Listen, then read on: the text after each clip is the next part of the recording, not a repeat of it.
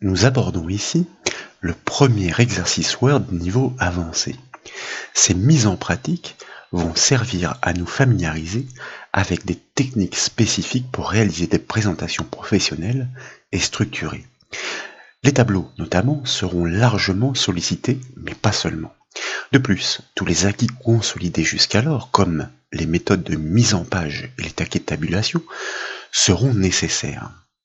La présentation finalisée à reproduire à partir d'un texte brut est illustrée à l'écran. Il s'agit d'un tableau d'information interne.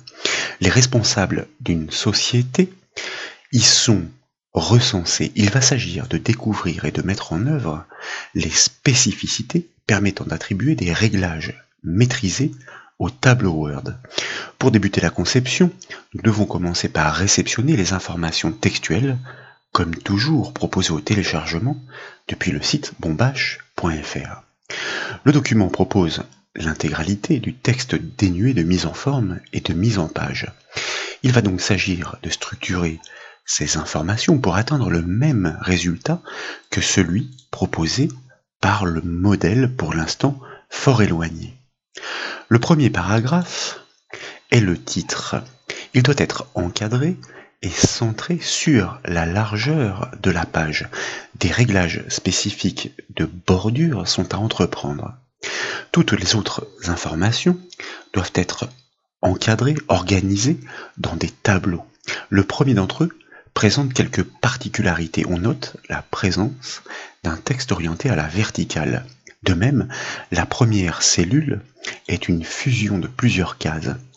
Le second tableau, quant à lui, est plus conforme. Des réglages de bordure et ajustements de colonnes sont néanmoins à entreprendre. Enfin, l'ensemble de la présentation doit être centré sur la hauteur de la page. Il s'agit d'une spécificité de mise en page que nous allons découvrir au travers de cet exercice. Comme nous le répétons à chaque occasion, toute conception ne saurait débuter sans la présence des caractères invisibles. Ils renseignent sur la structure du document et sur les actions réalisées au clavier par l'utilisateur. C'est pourquoi je vous invite dans la section paragraphe du ruban Accueil à cliquer sur le bouton Afficher tout dans un premier temps. Les marques de paragraphe apparaissent aussitôt. Elles ressemblent à une petite note de musique inversée. Un paragraphe, souvenez-vous, est créé dès lors que le concepteur engendre une rupture dans le flux des informations en enfonçant la touche Entrée du clavier. Ainsi, on remarque que le deuxième paragraphe, placé juste après le titre, est une ligne vide. Ces caractères offrent d'autres indications précieuses. Dans le troisième et le quatrième paragraphe, par exemple, vous notez la présence de petites flèches orientées vers la droite et intercalées entre les mots. Cette flèche matérialise une tabulation réalisée au clavier à l'aide de la touche Tab. Comme nous le savons, ces tabulations doivent être exploitées conjointement avec les taquets de tabulation. Nous les avions largement mis en œuvre dans l'exercice permettant de concevoir un bulletin d'inscription notamment. Mais dans des cas particuliers comme ici, elles peuvent servir de délimiteurs. Elles renseignent donc sur le nombre de colonnes si d'aventure nous souhaitions organiser ces informations dans un tableau, et c'est le cas. Le premier paragraphe concerne donc le titre. Outre sa bordure, sa taille de police doit être augmentée à 20 points et il doit être centré sur la largeur du document.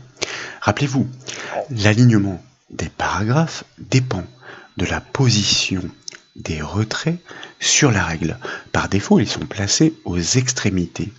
Si nous ne les bougeons pas, nous centrons donc le paragraphe sur la largeur de la page. Si les règles ne sont pas visibles dans votre environnement, vous devez les afficher. Et pour cela, dans le ruban Affichage, vous devez tout simplement cocher la case Règles. Nous avons atteint le niveau avancé, c'est pourquoi nous préconisons désormais l'emploi des raccourcis clavier fort précieux dans Word qui monopolisent précisément les mains sur le clavier. Je vous propose donc dans un premier temps que nous cliquions dans la marge gauche devant le titre afin de sélectionner intégralement son paragraphe. Et puis, Nous allons réaliser tout d'abord le raccourci clavier CTRL-E pour le centrer sur la largeur du document. Et dans la foulée, nous réalisons le raccourci clavier CTRL-G pour passer ces caractères en gras. Et enfin, nous allons reproduire 5 fois de suite le raccourci clavier CTRL-MAJ plus le symbole supérieur jusqu'à atteindre, comme vous le constatez, la taille des 20 points demandés. Souvenez-vous, ces raccourcis clavier sont rappelés par les infobules qui apparaissent lorsque vous pointez sur les boutons correspondants. Le dernier d'entre eux correspond au bouton augmenter la taille de la police. Par clic successif, il permet d'atteindre la taille souhaitée. Nous aurions aussi pu utiliser la zone taille de police située sur sa gauche dans la section police du ruban accueil. Si ces raccourcis clavier ne vous conviennent pas, libre à vous d'exploiter les boutons du ruban. Le bouton centré est situé dans la section paragraphe du ruban accueil et comme le rappelle son infobule en effet, son raccourci associé est bien le CTRL-E. Nous devons désormais appliquer une bordure d'encadrement à ce paragraphe de titre. Elle propose une légère ombre portée, comme vous le remarquez. Il s'agit d'une option disponible dans les outils de bordure. Sa largeur correspond à celle du document, sa hauteur doit en revanche être travaillée pour espacer le texte des parties supérieures et inférieures. Nous avions déjà réglé ces options spécifiques dans des exercices précédents. Le paragraphe de titre doit toujours être sélectionné pour mener à bien ces opérations. Et puis, dans la section paragraphe du ruban accueil, donc, nous cliquons sur la flèche de l'outil bordure. Et tout en bas de la liste, nous choisissons bordure et trame. La boîte de dialogue des options de bordure s'affiche.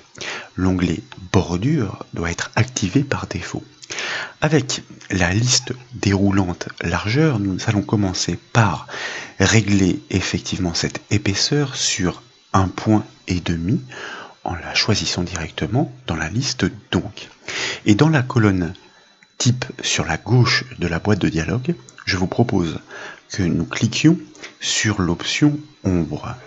Un aperçu, comme vous le remarquez, est livré dans la partie droite de la boîte de dialogue.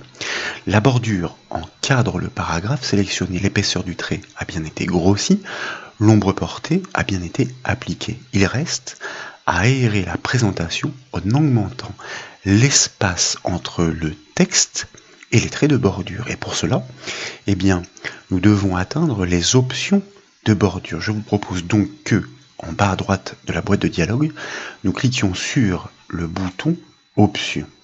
Et dans la nouvelle boîte de dialogue qui suit, nous allons tout simplement régler les champs haut et bas à l'aide des petites flèches. Par exemple, nous pouvons aussi saisir ces informations directement sur 12 points.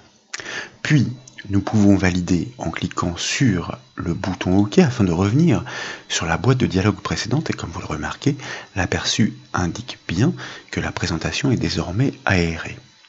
En haut de cette boîte de dialogue et pour parfaire la présentation demandée, je vous propose que nous cliquions sur l'onglet Trame de fond.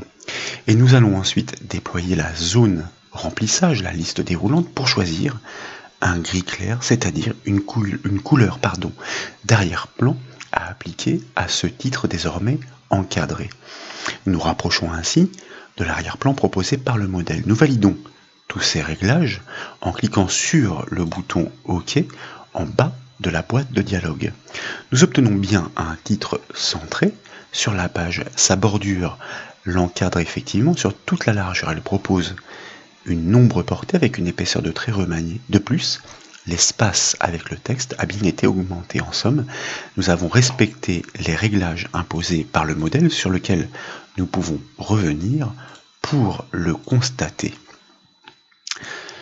Les textes des deux paragraphes situés après la ligne vierge doivent être agencés dans des cellules d'un tableau. Le modèle nous indique que ce dernier doit être fait de 4 colonnes, nous pouvons les compter, et de 2 lignes. Nous pouvons aisément créer un tableau offrant cette dimension dans Word. Et pour ce faire, je vous propose que, après avoir sélectionné temporairement pour les manipulations de ce paragraphe vierge? Eh bien, que ainsi nous y plaçons le point d'insertion. Remarque importante dans les définitions, je vous rappelle que le point d'insertion est matérialisé par cette petite barre verticale qui clignote et il indique l'emplacement à partir duquel la saisie doit reprendre. Donc, eh bien, nous pourrions effectivement créer ce tableau. Tiens, tant qu'à faire, si nous consultons le modèle, nous pouvons remarquer, tout d'abord, que l'espace entre le titre qui est encadré et le tableau qui suit a été largement augmenté. Toujours pour aérer la présentation. Donc, avant effectivement d'aborder la notion sur ces tableaux, je vous propose que nous définissions ce réglage. Dans la section paragraphe, puisque notre paragraphe vierge est effectivement sélectionné, je vous propose que nous cliquions sur le bouton interligne et espacement, plus précisément sur sa flèche. Et tout en bas de la liste, ou plutôt en bas de la liste, nous allons choisir option d'interligne car il s'agit d'options spécifiques. L'espace doit être augmenté de façon assez nette. Une boîte de dialogue apparaît, elle permet d'affiner des réglages de mise en page comme les retraits notamment, ou l'espace entre les lignes d'un paragraphe. Mais elle permet aussi de définir l'espace entre les paragraphes eux-mêmes. Et c'est le réglage que nous souhaitons paramétrer pour aérer la présentation, c'est-à-dire ajouter un espace avant ce paragraphe vide et un espace après ce même paragraphe vide. Je vous propose donc que nous réglions l'espace avant et l'espace après sur 24 points. Il s'agit de valeurs que nous avons testées pour être conformes au modèle finalisé. Et nous cliquons bien entendu sur le bouton OK pour valider ces réglages. Et désormais, le tableau que nous allons créer sera effectivement espacé du titre pour plus de clarté. Voyons donc désormais comment créer ce dernier selon la structure basique demandée par le modèle, c'est-à-dire 4 colonnes et 2 lignes. En haut de la fenêtre Word, nous cliquons donc sur l'onglet Insertion pour activer son ruban. Et dans la section Tableau, nous cliquons sur le bouton Tableau. Et dans le sous-menu qui apparaît, nous allons tout simplement glisser, sans enfoncer le bouton de la souris d'ailleurs, sur 4 cases en largeur et 2 cases en hauteur de manière à définir 4 colonnes et 2 lignes. Il ne nous reste plus qu'à cliquer si nous souhaitions effectivement créer ce tableau. Le tableau est bien composé de 4 colonnes et 2 lignes, en effet, dans le document, à l'endroit du point d'insertion. Il occupe bien la largeur de la page, imposée, je vous le rappelle, par la position des retraits sur la règle.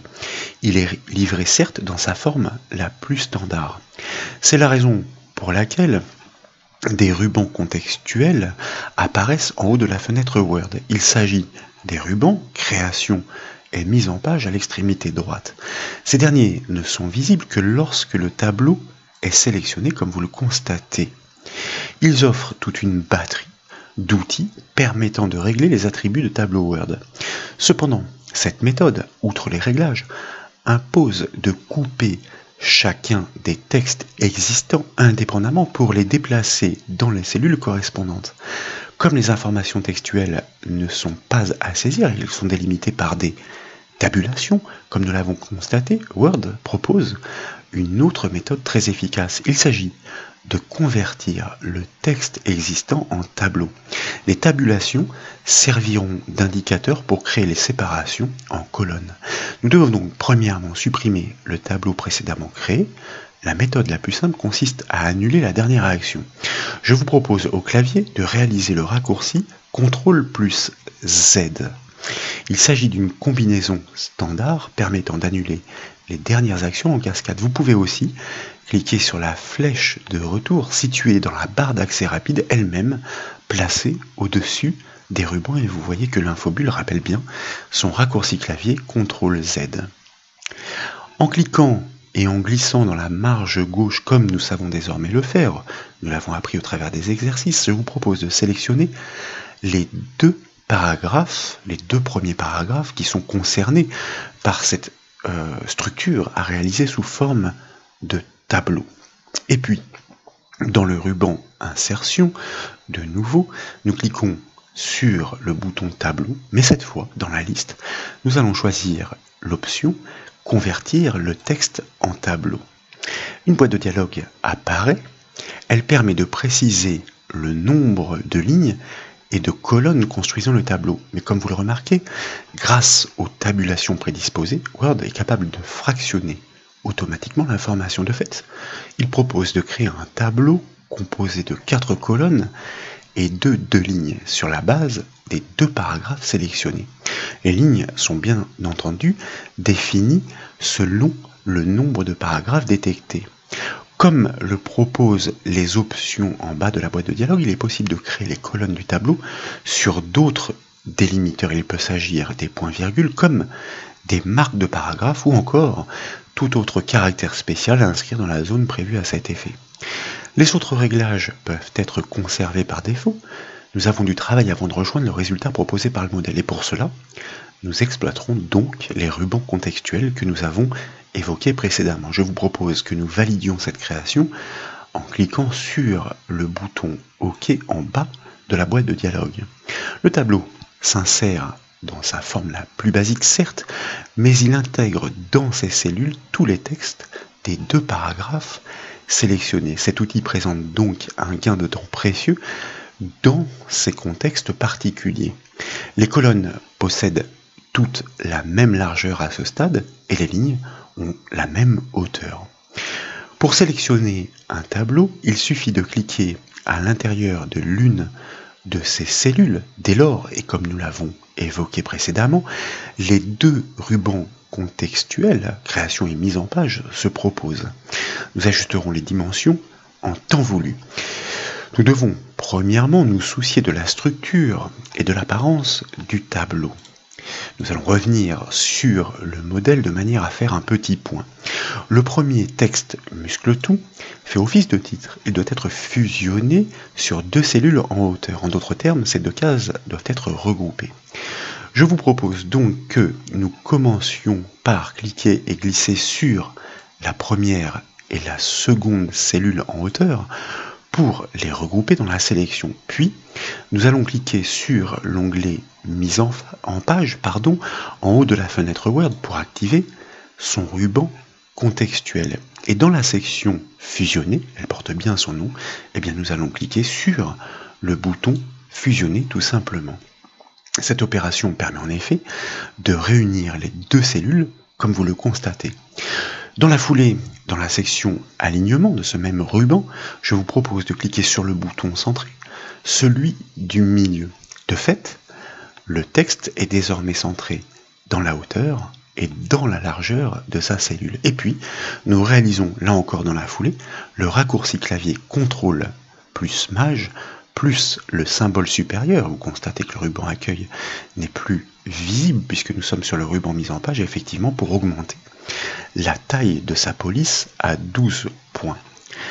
Le texte suivant, MT, est lui aussi centré dans la hauteur des cellules fusionnées, les 2 cellules fusionnées. De plus, il est orienté à la verticale. Je vous propose donc que nous sélectionnions la cellule de ce texte avec la cellule du dessous, comme nous l'avons fait précédemment. Et toujours dans le ruban mise en page, section fusionnée, nous cliquons premièrement sur le bouton fusionner. Et dans la section alignement, nous allons là encore cliquer sur le bouton centré, comme précédemment donc. Puis, nous réalisons là encore le raccourci clavier CTRL plus Maj plus le symbole supérieur. Vous pouvez de même, si vous le préférez, revenir dans le ruban accueil et cliquer sur le bouton augmenter la taille de la police. C'est à vous de choisir en fonction de vos affinités. Et puis, de nouveau, dans la section alignement, nous allons cliquer à 2 reprises sur le bouton orientation du texte. Faute de hauteur suffisante, comme vous le constatez, à ce stade, il est possible que les 2 lettres apparaissent sur 2 lignes indépendantes. Comme nous le disions, nous pallierons ce défaut au moment des ajustements de dimension. Je vous propose désormais que nous cliquions et glissions sur les 4 dernières cases du tableau pour sélectionner leur texte. Et nous allons réaliser là encore le raccourci clavier CTRL plus Maj plus le symbole supérieur pour augmenter leur taille de police. Cette action peut avoir pour effet d'ajuster automatiquement la hauteur des cellules, comme vous l'avez constaté. Cependant, nous devrons l'ajuster manuellement, les ajuster manuellement pour rejoindre le modèle. Il est temps de travailler l'apparence du tableau. Les bordures sont spécifiques comme le rappelle le modèle. Le trait est double, il est épais à l'extérieur et fin à l'intérieur. Je vous propose donc que nous commencions par cliquer sur le petit carré qui est situé, comme vous le remarquez, en haut à gauche du tableau. Il est rempli d'une croix. Il permet de sélectionner intégralement le tableau et sans ambiguïté. Et puis, dans la foulée, nous allons cliquer cette fois sur l'onglet Création en haut de la fenêtre Word pour activer son ruban contextuel. Sur la droite de ce ruban, dans la section bordure, nous cliquons ensuite sur la flèche de l'outil bordure et tout en bas de la liste, nous allons choisir l'outil bordure et trame. Par un autre chemin, nous retrouvons la boîte de dialogue permettant de personnaliser les traits de bordure. Nous l'avions utilisé, souvenez-vous, depuis le ruban accueil pour définir les spécificités de bordure du paragraphe de titre.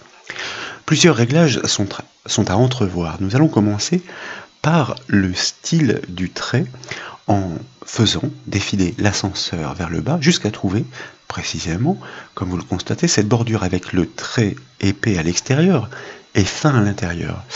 Dans la foulée, si ce n'est pas le cas par défaut, nous pouvons définir la largeur sur 3 points, mais vous voyez qu'ici, elle s'est réglée automatiquement.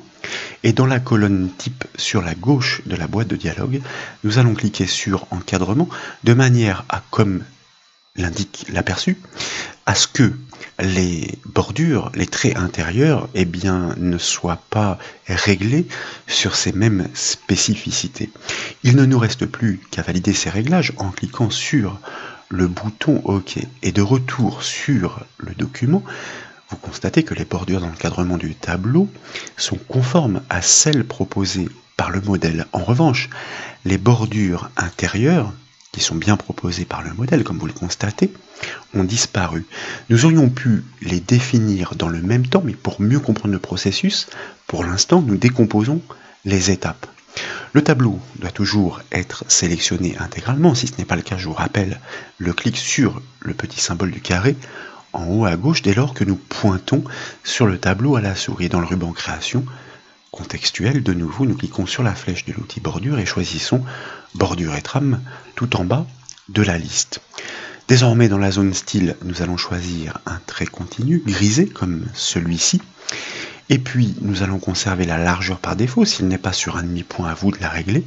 Et dans l'aperçu sur la droite, nous pouvons soit directement cliquer à l'emplacement des traits ou utiliser les petits boutons prévus à cet effet qui, pour l'instant, vous voyez, n'étaient pas cliqués. Ça veut dire qu'ils n'étaient pas actifs. À vous de choisir la méthode qui vous convient. Vous voyez que ici, nous sommes en train d'agir directement. Alors je vais annuler l'action car j'ai malencontreusement cliqué sur la bordure supérieure et je ne voulais pas avoir à redéfinir ce trait. Donc comme nous le disions, pour synthétiser, la méthode la plus simple consiste pour les bordures intérieures à définir le style de trait sur un trait continu, la largeur sur un demi-point et ensuite d'utiliser les petits boutons du milieu pour pouvoir définir tout simplement le style de trait des bordures internes. Il ne nous reste plus qu'à valider ces réglages en cliquant sur le bouton OK, comme précédemment. Enfin, donc comme l'indique le modèle, une trame de fond grisé doit être appliquée à la première cellule, mais aussi aux 4 dernières. Il s'agit donc de regrouper dans une même sélection toutes ces cellules pour les affecter ensemble. Pour ce faire, souvenez-vous, et nous l'avons appris au travers des exercices, la touche CTRL doit être utilisée. Une cellule de tableau se sélectionne explicitement en cliquant depuis le bord gauche de cette dernière et vous constatez que le curseur de la souris se transforme en une flèche noire orientée nord-est. Nous pointons donc sur le bord gauche de la première cellule du tableau.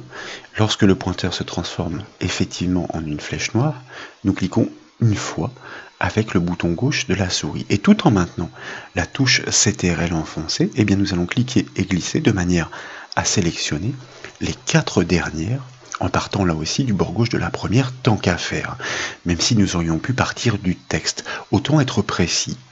Elles sont désormais regroupées dans la même sélection, donc nous allons pouvoir les paramétrer ensemble. Dans le ruban contextuel création, je vous propose que nous cliquions sur l'outil trame de fond et dans la palette de couleurs, nous allons choisir un gris équivalent au précédent, à savoir un gris clair. Voilà comment réaliser ces opérations aussi simplement. Les arrière-plans des cellules sélectionnées, comme vous le remarquez, sont aussitôt remplis de la couleur désignée. Pour ce premier tableau, il ne nous reste plus qu'à adapter les dimensions. Les deux dernières colonnes, nous allons revenir sur le modèle, ont la même largeur. Ça paraît assez évident en le constatant. La deuxième, vous le remarquez là aussi, doit être nettement réduite.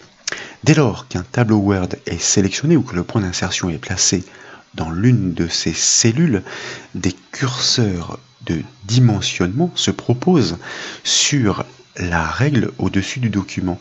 Il délimite les colonnes, bien entendu. Il est possible, comme vous le remarquez avec cette double flèche qui apparaît, de les glisser pour modifier leur largeur visuellement. Mais il est aussi possible d'agir très précisément en définissant les dimensions au millimètre près. C'est la méthode que nous proposons de suivre ici. Je vous propose donc que nous cliquions dans la première cellule du tableau et nous allons activer son onglet, son ruban contextuel mise en page. Et vous remarquez la présence des zones permettant de définir la hauteur et la largeur dans la section taille de cellule. Dans la zone hauteur, eh bien, après quelques essais, bien entendu, je vous propose que nous réglions les dimensions sur 1,24 cm. Prenez bien soin d'inscrire une virgule et non un point. Et dans la zone largeur, nous allons définir la dimension sur 5,27 cm. Les dimensions de la cellule désignée s'ajustent instantanément. Pour l'instant, le tableau apparaît quelque peu déstructuré. Il tente de s'ajuster sur la largeur de la page en réduisant ou en augmentant automatiquement les dimensions des cellules restantes. C'est pourquoi nous devons intervenir de la même façon sur les autres.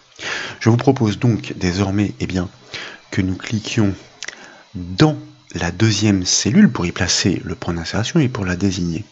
Et puis toujours dans le ruban contextuel mise en page, dans la zone largeur cette fois-ci, eh bien nous allons saisir 1,36 cm que nous pouvons valider avec la touche entrée ou encore avec la touche tabulation qui est conventionnellement utilisée pour déplacer le point d'insertion généralement de champ à champ. Ensuite, je vous propose que nous cliquions dans la cellule suivante pour placer le point d'insertion dans le texte forme.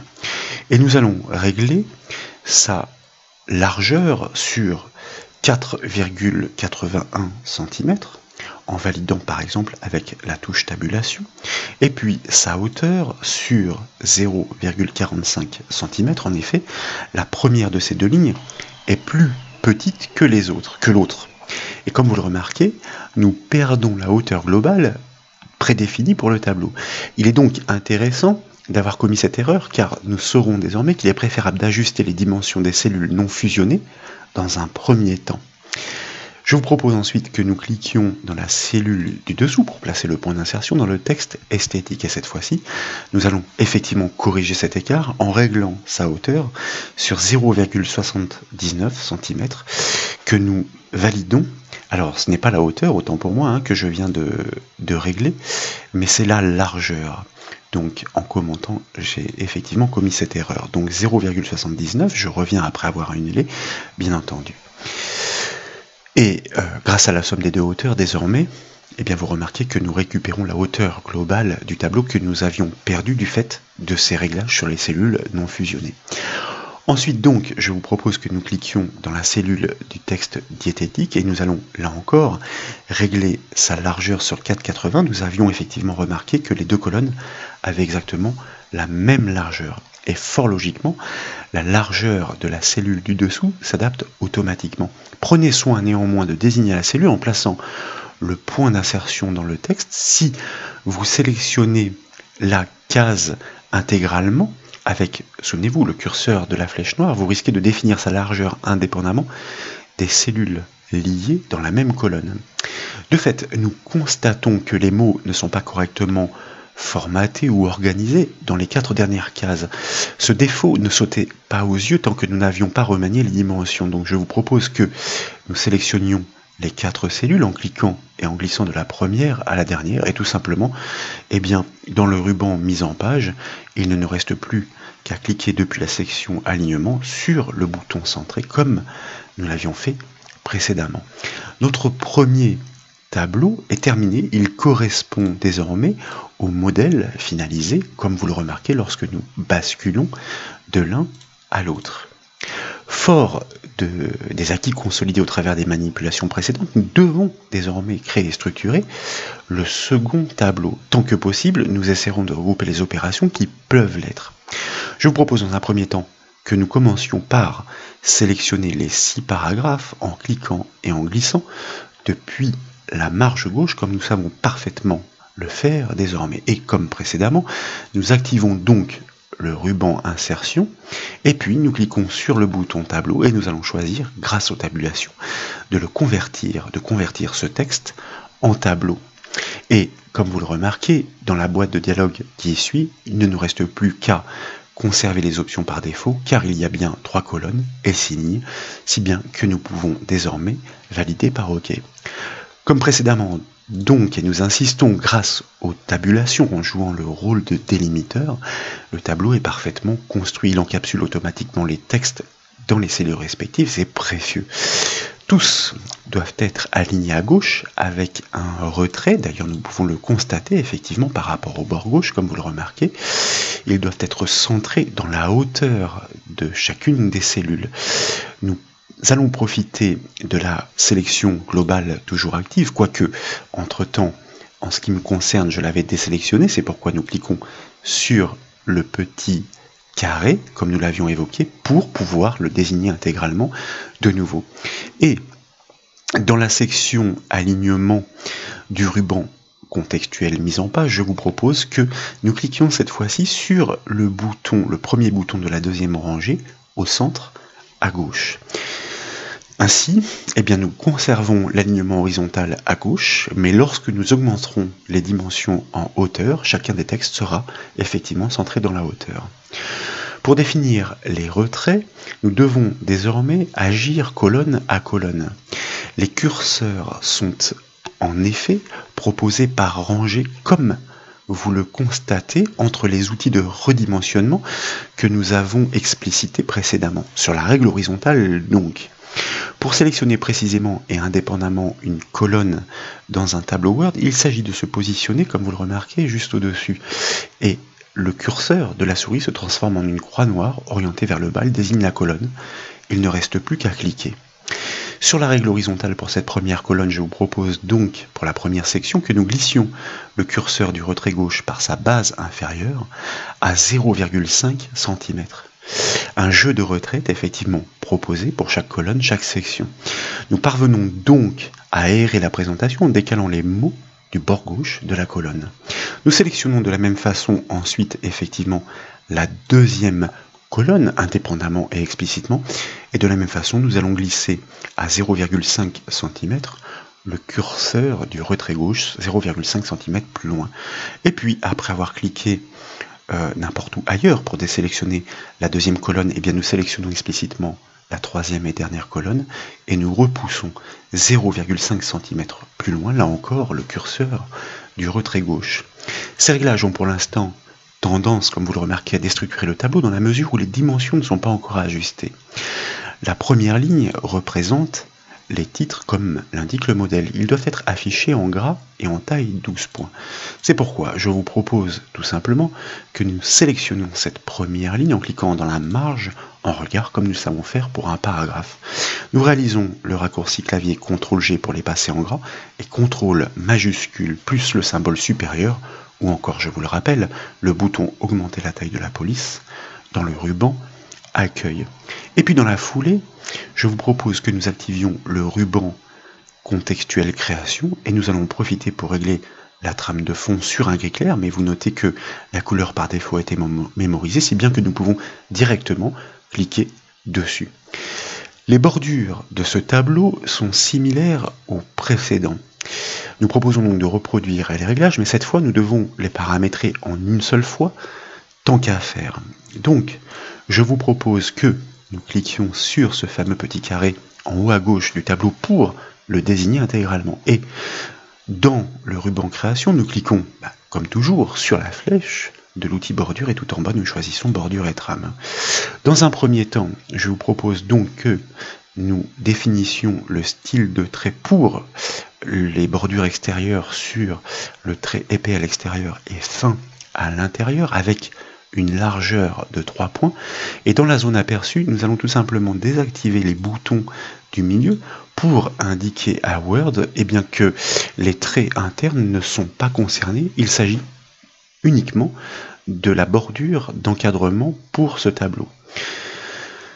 Ensuite, dans la foulée, je vous propose que nous désignions un trait grisé continu et nous validons bien entendu la largeur par défaut sur un demi-point. Si d'aventure ce n'était pas le cas, il s'agirait de la redéfinir et dans la zone aperçue, nous allons recliquer sur ces boutons pour les activer de manière à explicitement placer, définir des bordures internes différemment de la bordure d'encadrement. Grâce à cette action, nous paramétrons donc cette fois les traits internes différemment et en une seule fois depuis la même boîte de dialogue sans revenir sur le document. Il ne nous reste plus qu'à valider tous ces réglages en cliquant sur le bouton OK. Les bordures sont en effet désormais conformes au modèle. Nous devons finir par ajuster les dimensions des cellules. Il s'agit de reproduire exactement ce que nous avons mis en œuvre précédemment. Nous allons sélectionner tout d'abord la première colonne du tableau Word en cliquant juste au-dessus de la première cellule et dans le ruban mise en page, à l'aide des zones de saisie, je vous propose que premièrement nous définissions la hauteur sur 1,11 cm, il s'agit encore une fois de dimensions que nous avons testées, et la largeur sur 3,92 cm que nous pouvons valider à l'aide de la touche tabulation du clavier, la touche Tab. La hauteur, fort logiquement, est désormais paramétrée pour l'ensemble du tableau. Elles ont toutes suivi le mouvement, toutes ces cellules. Il ne reste plus qu'à ajuster les largeurs des deux colonnes restantes. Donc, nous sélectionnons, toujours par le même procédé, après avoir désélectionné la première colonne, cette deuxième colonne. Et dans le ruban mise en page, je vous propose que nous réglions cette largeur sur 2,71 cm. Elle est effectivement beaucoup plus étroite. Et puis, après avoir désélectionné cette deuxième colonne, nous sélectionnons la troisième pour laquelle nous allons définir la largeur sur 9,62 cm. Les dimensions sont désormais ajustées au contenu comme l'impose le modèle et grâce à ces réglages très précis au millimètre près, les deux tableaux ont désormais exactement la même largeur. Il en va de même d'ailleurs pour le titre que nous avions encadré. Notre présentation est donc homogène, mais pour qu'elle soit parfaitement équilibrée, il nous reste à centrer dans la hauteur du document l'ensemble de cette présentation. Il s'agit d'un réglage de mise en page spécifique et le ruban proposant cette fonctionnalité se nomme lui aussi mise en page, mais il ne s'agit pas du ruban contextuel du tableau, vous voyez qu'ils ont le même nom. Il s'agit du quatrième onglet en haut de la fenêtre Word. Ce ruban que nous activons offre les outils permettant de réaliser les réglages de mise en page d'un document Word. L'option qui nous intéresse est particulière. C'est pourquoi il s'agit d'atteindre la boîte de dialogue mise en page en cliquant sur le petit bouton d'option de la section mise en page en bas à droite de cette dernière. Et dans la boîte de dialogue qui suit, nous allons activer l'onglet Disposition et dans la section page, nous allons régler son alignement vertical, comme vous le remarquez, tout simplement sur centré. Nous n'avons plus qu'à valider en cliquant sur le bouton OK. Et si nous commandons l'aperçu à impression, par exemple, par le raccourci clavier CTRL-P, notamment, vous constatez non seulement que la présentation est centrée dans la hauteur, mais qu'elle est aussi conforme au modèle finalisé. Voilà donc pour ces premières démonstrations du niveau avancé de Word. J'espère qu'elles vous ont plu. Si c'est le cas, comme toujours, je compte sur vous pour mettre un petit j'aime à la vidéo. Comme vous le savez, vous pouvez retrouver toutes les autres formations et autres exercices sur le site bombache.fr. Je vous remercie.